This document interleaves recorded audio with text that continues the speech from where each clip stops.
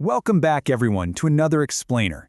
Today we're taking a really profound, highly structured journey right into the core of human existence. We're going to break down a fascinating conversation featuring Jillian Michaels, where she sits down with a behavioral profiler to unpack a singular, universal truth. It's one of those things hidden right in plain sight. It literally bridges ancient spiritual texts and the gritty, super practical reality of modern behavioral profiling. So if you appreciate finding some real clarity in complex human emotions, you are absolutely in the right place. Let's get right into it. To really grasp the emotional core of our explainer today, I want to kick things off with this gripping anecdote. Jillian Michaels describes this experience she had walking through the intense, aggressive streets of New York City, right?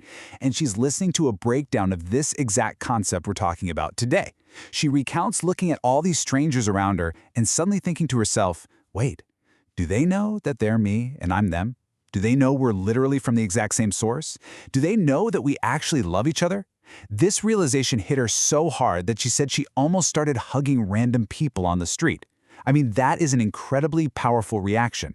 And today, we're going to map out the exact data that triggered it. Section 1. The Universal Through Line. Decoding the Ancients.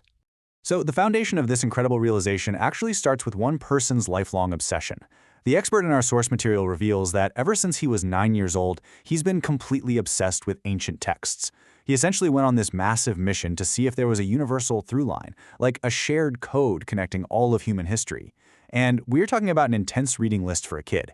By age 11, he was reading the Gospel of Thomas, he was diving deep into the Bhagavad Gita, the Yoga Sutras, and various Gnostic Gospels, like those of Mary Magdalene and Judas. Now, I want to point out how this early, relentless curiosity set the absolute foundation for what would become a massive technological undertaking later in his life. His underlying hypothesis was pretty simple. If truth is actually real, we should see it pop up all over the place. And that brings us to the sheer scale of his project. With the advent of modern AI, he was finally able to process an absolutely astounding 800,000 pages of manuscripts. 800,000! And these weren't just in one language either. They spanned 14 different languages. He used AI to synthesize this absolute mountain of historical data just to find out exactly what all these wildly distinct books agreed on. And the stunning revelation? They all pointed to one singular common truth. And that truth is that we are all interconnected. We are literally all degrees of the exact same thing. This brilliantly illustrates a really fascinating convergence. Because, even if you're someone who completely dismisses the spiritual side of things, modern science actually lands on the exact same conclusion. Think about the Big Bang. Hard science tells us that we all still come from one single source, and that physical reality is all still taking place right now, today. So the absolute crucial point here is that whether you rely on ancient spiritual manuscripts or hard modern science, the conclusion of total interconnectedness is exactly the same. Section 2. 4 Laws of Human Behavior Bringing it Down to Earth. Now, let's transition from the macro universe, the Big Bang and ancient texts, and bring it right down to Earth. How does this interconnectedness actually play out in our daily lives?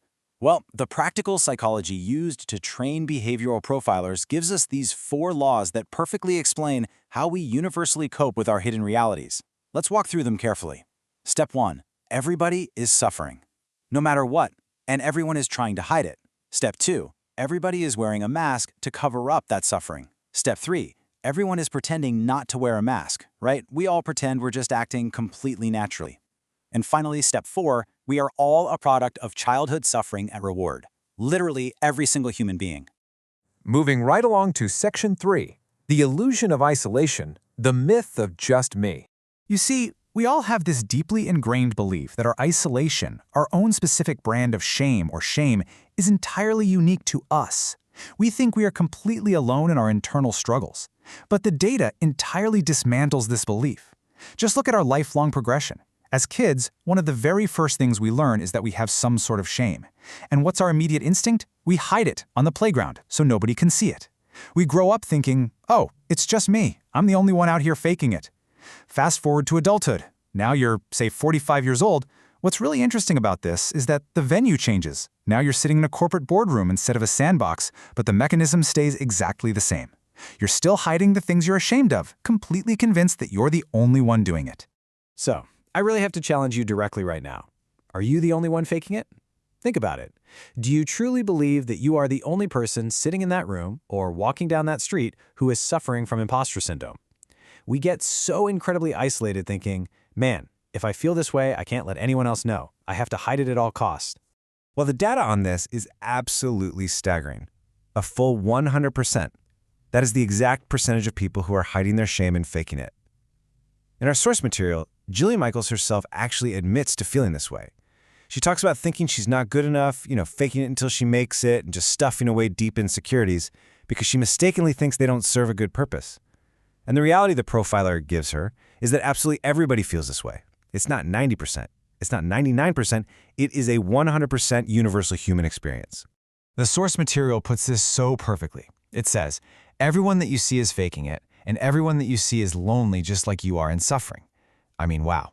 That completely shatters the illusion we walk around with every day, doesn't it? We're constantly looking around asking ourselves, how do all these other people have it so together? Well, the big secret is, they don't.